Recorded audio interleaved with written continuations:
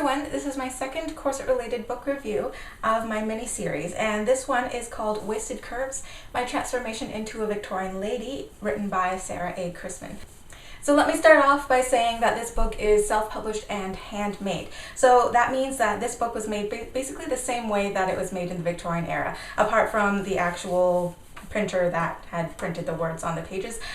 Sarah had folded each page, she had sewn them together, and she hand bound each book. So this book in the cloth bound version is $40, and if you want leather or silk bound, that's $49. But I find that to be very reasonable considering the amount of work it must have taken to put these books together in the first place. This book is essentially a memoir of Sarah's first year and a few months of wearing a corset. During that time, she brings her waist from 32 inches uncorseted down to 22 inches corseted. She also changes the way that she dresses, the way that she carries herself, so that by the end of the book, essentially, she's transformed into a Victorian lady.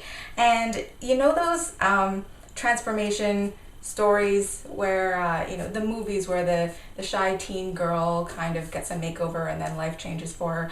This book is so much better than that, mainly because this is actually real. This book opens with Sarah's 29th birthday, on which day her husband, Gabriel, gives her a corset from Timeless Trends. And initially she's really apprehensive about it. She kind of doesn't want the corset because she believes all the myths and rumors and negative connotations of corsets. However, to humor Gabriel, she does try on the corset, and she is basically immediately shocked by what she sees in the mirror. I think anybody who has tried a tight-lacing corset has had sort of a similar experience where you see yourself in the mirror, but it doesn't really look like yourself. A few chapters in, Sarah realizes that when she wears her corset, she has fewer migraine headaches. It's during these few earlier chapters, I believe it's chapter 3, that her husband Gabriel also says that men's clothing during the Victorian era were just as restrictive as women's clothing. The way that the suits were tailored, it forces the shoulders back, it forces them to hold a certain posture. By chapter 4, which was in reality only a few weeks from her birthday, basically Sarah has warmed up to the corset and she doesn't want to be without it. She wants to wear it as often as possible. And there's a really nice quote on page 58-59 where she says, quote, "Part of the change was in myself. With the corset holding my back straight, I couldn't slump anymore.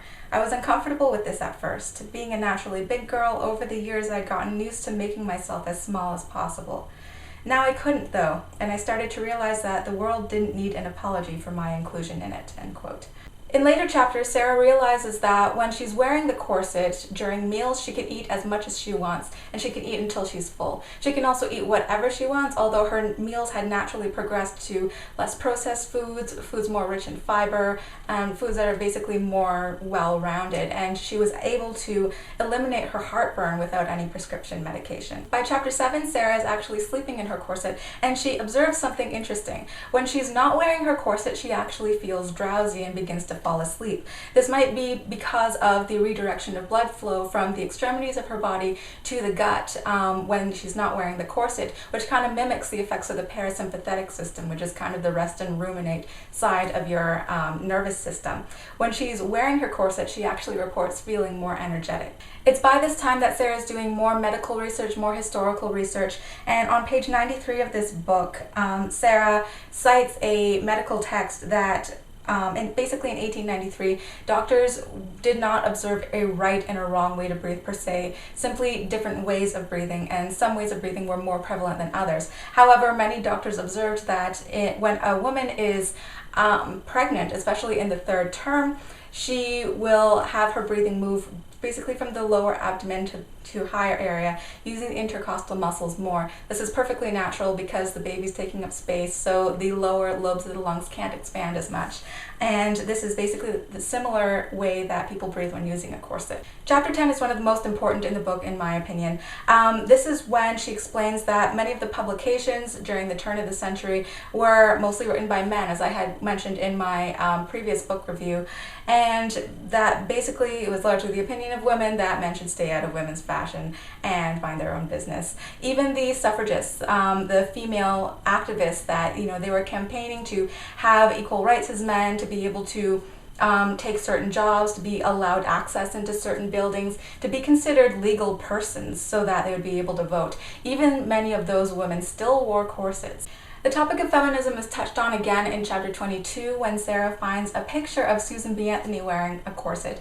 And actually, if you just do a really quick Google search on her, you're able to find Susan B. Anthony wearing a corset at age 36 and wearing corsets at age 80 around the turn of the 20th century. This is important because basically Susan B. Anthony was one of the most pivotal people in the women's suffrage movement, and she is considered one of the biggest heroines for even the most extreme modern hardcore feminists. She had done so much for women's rights, and yet she wore a corset. Basically what all this means is wherever the myth that corsets were tools of torture for women invented by men came from, it certainly did not originate in the suffrage movement. Chapter 10 also touches on corsets and birth rate and cites a publication where people had found a negative correlation between corsets and birth rate. So basically in cities where more women wore corsets, there were lower birth rates. What they had failed to say, however, was that this study was done at a time where condoms and other forms of birth control were actually being more widely circulated. So just because there's a correlation between corsets and birth rate doesn't necessarily lead to causation. Surgical rib removal was also discussed in chapter 10, and in a nutshell, there has never been a real documented case of somebody removing ribs for cosmetic reasons ever, in the past or in the present. It would be stupid to do so, especially in the Victorian era, because you could not only die from, puncturing a lung because you're working so closely in that area, but also blood transfusions weren't really, people didn't know about blood types until about 1900. Also, the risk of infection was so great. So basically the fatality rate of any amputative surgery back then was so high that somebody could have gangrene on their arm or their leg, and they would rather die than go through surgery because they know what kind of nightmares can ensue from having surgery. And so anybody who would actually go through something like that, as an elective surgery for cosmetic reasons, they would be absolutely nuts. And let me just restate this, there's a lot of research in here. So Sarah also touches on the theory of broken ribs, and basically when somebody says broken rib, it's not the human rib, it's the corset ribs. Human ribs go like that, corset ribs go like that, basically the bones. Because the baleen or the reed that are used as bones back then, they become brittle over time because they get their suppleness from being in water. When you desiccate it, it becomes much more brittle. Also, there are studies of basically how much tension or how much force has to be exerted onto a rib before it breaks. And some of these studies show that even on an 80-year-old woman skeleton, the amount of force that's needed to break one of those ribs exceeds the force exceeds the amount of tension that the corset can exert before the couture actually rips. Rib deformity is also discussed in this book, and there's evidence showing that the way skeletons were preserved in the 19th century is not the same way that skeletons are preserved today. So the way that they had, say, boiled the bones and then hung them up to dry could have affected the way that the rib cage kind of moved downward in that way. And there are other reasons explaining why deformed ribs could have been seen in those skeletons, such as autoimmune disorders, rickets, osteoporosis, and a lot of people don't realize how prevalent these conditions were back then. What I would be interested to see is if a man's skeleton from the 19th century, kind of showed the same kind of downward swoop of the rib cage. That's what I'd be interested in seeing. I had actually emailed Sarah to get more information on this, and she was really sweet, she was really friendly, gracious, and she gave me like a pile of publications to read through. So I'm going to skip ahead because this is getting kind of long. But in chapter 13, there's some really nice photos of her, but both before and after, so you can see by comparison like that. In chapter 13, she also mentions that the corset has given her a certain sense of freedom. A lot of people think that corsets, they're a hindrance, they're a burden, but in her experience, it was the exact opposite. By chapter 16, Sarah has thrown away a lot of her clothing, and the clothing that she has kept, she has custom tailored to fit her new figure. And this is where I think that her transformation has taken a really pivotal turn, because she not only has the waist of a Victorian lady, but she's actually starting to dress more and more like one. She observes that when a person has truly custom fit clothing, their appearance just comes together so much more nicely, which is something that we kind of neglect today when we have so many different choices of off-the-rack clothing and none of them really fit. She also mentions that the way that she dresses, like a Victorian lady, is not costume, it's not dress up for her.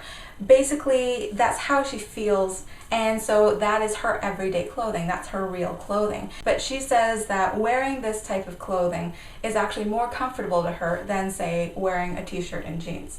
Chapter 19 is actually pretty cool because Sarah describes her experience walking through a metal detector at the airport in New York, and the guards did make her show her corset, but other than that, she came out relatively unscathed. She says that she partially credits this to the way that the corset makes her carry herself, because with that sort of posture and with the way that she dresses with her custom tailored clothing, the guards, there is a sort of unspoken communication with humans, where if you see somebody that looks like that carries himself like that, basically it gives off an alpha vibe. Chapter 22 marks her 30th birthday, and she's reflecting on her experiences in the past year wearing a corset. This is actually one of my favorite chapters in the entire book. My 30th birthday, a cornerstone birthday, and a year on from my first corset, I understood that the gift which I hadn't wanted had transformed me into everything I had desired of myself. When I finished this book, I was like, why did it take me so long to read this, and why haven't more people caught on to this book? This answers all of the pertinent questions about corseting and about Victorian society. It just has so much information in it. But not only that, it gives a great bibliography at the back of the book so you can do more reading.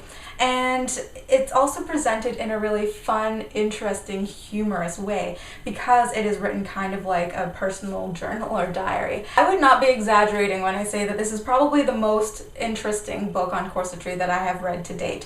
And I have no gain in saying that. I just really, really like this book.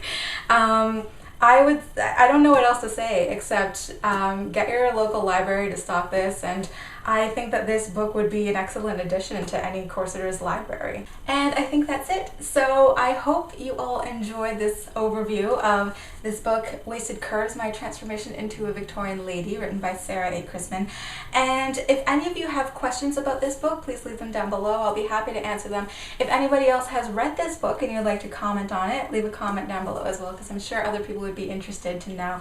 And I will also put a link to the website of Sarah and Gabriel Chrisman in the description bar below, so you can read more about them and you can order this book. So I will see you all in a few days with the next video. Bye.